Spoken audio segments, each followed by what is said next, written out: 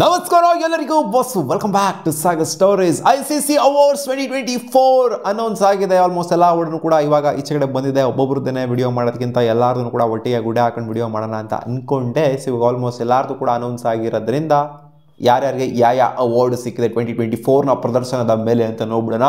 Naman awards ಕೂಡ ಬರ್ತಾ ಇದೆ. ಏನು ಗುರು ಇದು ನಮನ್ ಅವಾರ್ಡ್ಸು ಯಾವುದು ಗುರು ಇದು ಅಂತ ಹೇಳಿದ್ರೆ BCCI ಕೊಡುವಂಥ ಅವಾರ್ಡ್ಸು ಅದು February 1st ಅನೌನ್ಸ್ ಆಗುತ್ತೆ ಅಂತ ಕಾಣಿಸುತ್ತೆ.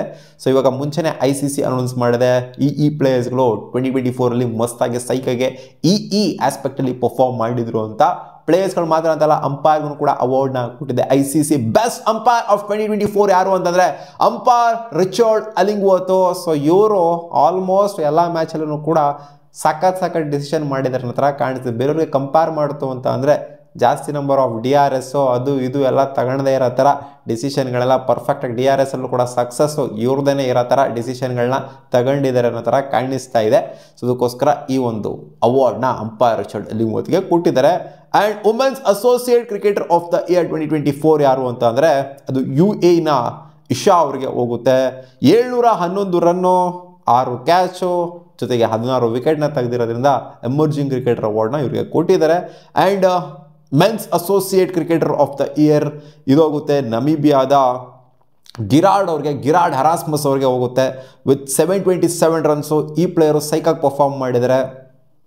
ಈ ಥರ ಅಸೋಸಿಯೇಟ್ ನೇಷನ್ಸ್ ಮೇಲೆ ಮ್ಯಾಚ್ಗಳು ಅಂತ ಬಂದಾಗ 36 ವಿಕೆಟ್ಸ್ ಜೊತೆಗೆ 7 ಕ್ಯಾಚ್ನ ತೆಗೆದಿರೋದ್ರಿಂದ ಇವ್ರಿಗೆ ಈ ಅವಾರ್ಡ್ ಹೋಗಿದೆ. And women's emerging cricketer of the year 2024 ಇದು ಹೋಗಿದೆ ಸೌತ್ ಆಫ್ರಿಕಾದ ಅನಿರಿ ಡಾಕ್ಸನ್ ಅನ್ನೋರಿಗೆ ಕೊಟ್ಟಿದ್ದಾರೆ.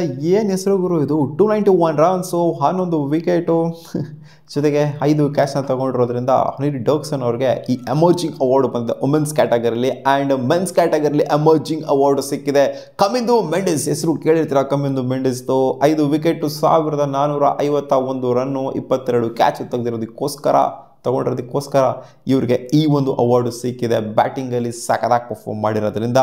ಆ್ಯಂಡ್ ಮೆಲಿ ಖೀರ್ ಅವರಿಗೆ women's T20 cricketer of the year 2024 ಅನ್ನೋ ಅವಾರ್ಡ್ನ ನ್ಯೂಜಿಲೆಂಡ್ ಕ್ರಿಕೆಟರ್ಗೆ ಸಿಕ್ಕಿದೆ. 29 ವಿಕೆಟ್ಸು ಜೊತೆಗೆ 384 ರನ್ನು. T20s ಅಂತ ಬಂದಾಗ 11 ಕ್ಯಾಚು. ಸೊ ಇವ್ರಿಗಿಂತ ಬೆಟರಾಗಿ ಬೇರೆ ಯಾರು ಪರ್ಫಾರ್ಮ್ ಮಾಡಿಲ್ಲ ಅಂತ ಕಾಣಿಸ್ತದೆ. ಅದಕ್ಕೋಸ್ಕರ ಇವ್ರಿಗೆ ಈ ಅವಾರ್ಡ್ ಅನ್ನೋದು ಸಿಕ್ಕಿದೆ.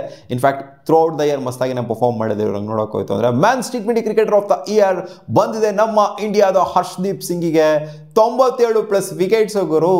60 ಮ್ಯಾಚು 97 ವಿಕೆಟ್ಸು ಅಂತಂದರೆ ಯಾರೂ ಕೂಡ ಮಾಡದೇ ಇರೋಂಥದ್ದು, ವರ್ಲ್ಡಲ್ಲಿ ಯಾರು ಕೂಡ ಮಾಡದೇ ಇರೋಂಥ ಲೀಸ್ಟ್ ನಂಬರ್ ಆಫ್ ಮ್ಯಾಚಲ್ಲಿ ಅಷ್ಟು ನಂಬರ್ ಆಫ್ ವಿಕೆಟ್ಸ್ನ ಯಾರು ಕೂಡ ಎತ್ತಿಲ್ಲ.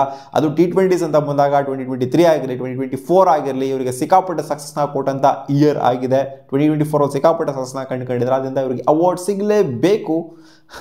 And next ODI cricketer of the year ಬಂದಿದೆ ಅಜ್ಮಾತುಲ್ಲಾ ಉಮರ್ಜಾಯಿ ಅವ್ರಿಗೆ.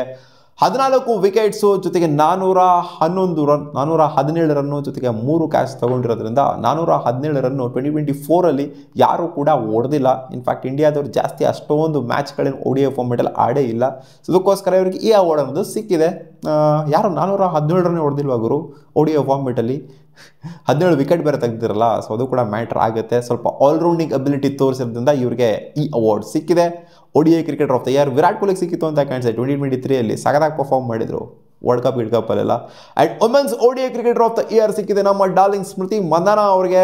743 ರನ್ನು, 4 ಕ್ಯಾಚು, 1 ವಿಕೆಟ್ನ ಕೂಡ ಎತ್ಬಿಟ್ಟಿದ್ದಾರೆ ನಮ್ಮ ಸ್ಮೃತಿ ಅವರು. 700+ ರನ್ ಅಂತ ಅಂದರೆ ಒಂದು ಕ್ಯಾಲೆಂಡರ್ ಇಯರ್ಲಿ ಒಂಥರ ಗ್ರೇಟ್ ಅಂತಲೇ ಹೇಳಬೇಕು. ಸೊ ಡಿಸರ್ವಿಂಗೇ ಈ ಒಂದು ಅವಾರ್ಡ್ಗೆ. Jasprit Bumrah men's test cricketer of the year 2024 94 run, 65 wicket. Test ಅಂತ ಬಂದಾಗ ಬಾರ್ಡರ್ ಗವಾಸ್ಕರ್ ಟ್ರೋಫಿಲಿ ಅವನ ಅಜ್ಜಿ ರೂಲ್ ಮಾಡಿದ್ರು ಗುರು. ಈ ಕಡೆ ಬ್ಯಾಟಿಂಗ್ ಚೆನ್ನಾಗಿ ಆಡಿದ್ರು ಆಸ್ಟ್ರೇಲಿಯಾದವರು. ಅವರು ಟೂರ್ನಮೆಂಟ್ನಾಗ ಗೆದ್ರೂ ಸಹ ಸೀರೀಸ್ನಾಗ ಗೆದ್ರೂ ಸಹ ಇವರನ್ನೇ ಪ್ಲೇಯರ್ ಆಫ್ ದ ಸೀರೀಸ್ ಆಗಿದ್ದು. ಯಾಕಂದರೆ ಆ ರೇಂಜಿಗೆ ಅವ್ರನ್ನೆಲ್ಲ ಡಾಮಿನೇಟ್ ಮಾಡ್ಕೊಂಡು ಇವರೊಬ್ಬರೇ ಸಖತ್ತಾಗಿ ಪರ್ಫಾರ್ಮ್ ಮಾಡಿದ್ದು. ಹೋಲ್ ಇಂಡಿಯನ್ ಟೀಮ್ ಒಂದು ಕಡೆ ಆಯಿತು ಅಂದರೆ ಇವರೇ ಒಂದು ಕಡೆ ಆ ಥರ ಪರ್ಫಾರ್ಮ್ ಮಾಡಿದ್ದು. ಸೊ ಇವ್ರಿಗೆ ಸಿಗದಂಗೆ ಇನ್ಯಾರಿಗೆ ಸಿಗುತ್ತೆ test cricketer of the year.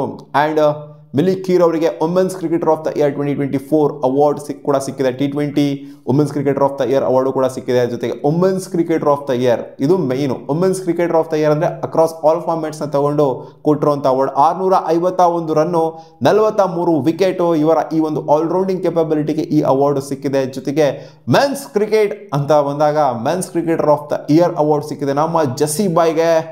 97 runs ಏನು ಮ್ಯಾಟ್ರಿಗೆ ಏನು ಬರೋದಿಲ್ಲ. 80 ವಿಕೆಟು ಒಂದು ಕ್ಯಾಲೆಂಡರ್ ಇಯರಲ್ಲಿ 80 ವಿಕೆಟು 10 ಕ್ಯಾಚ್ನ ತೊಗೊಂಡಿರೋದ್ರಿಂದ ಈ award men's cricketer of the year award ಸಿಕ್ಕಿದೆ ನಮ್ಮ ಜಸ್ಸಿ ಬಾಯ್ಗೆ. 80 ವಿಕೆಟ್ ಗುರು, ಇದೆ ಮೇಯ್ನು. 80 ವಿಕೆಟ್ ಒಂದು ಕ್ಯಾಲೆಂಡರ್ ಇಯರ್ ತೆಗಿಬೇಕು ಅಂತಂದರೆ ಸುಮ್ಮನೆ ಮಾತಾಗೋರು ಅಕ್ರಾಸ್ ಆಲ್ ಫಾರ್ಮೇಟ್ಸು, ಸುಮ್ಮನೆ ಅಂತೂ ಅಲ್ವೇ ಅಲ್ಲ. ಸೊ ಅದಕ್ಕೋಸ್ಕರ ಈ ಅವಾರ್ಡ್ ಸಿಕ್ಕಿದೆ. ಆ್ಯಂಡ್ ಇನ್ಯಾವುದಾದ್ರು ಅವಾರ್ಡ್ ಮಿಸ್ ಮಾಡಿದೆ, ಯಾವುದು ಮಿಸ್ ಮಾಡಿಲ್ಲ ಅಂತ ಕಾಣಿಸ್ತಿದೆ.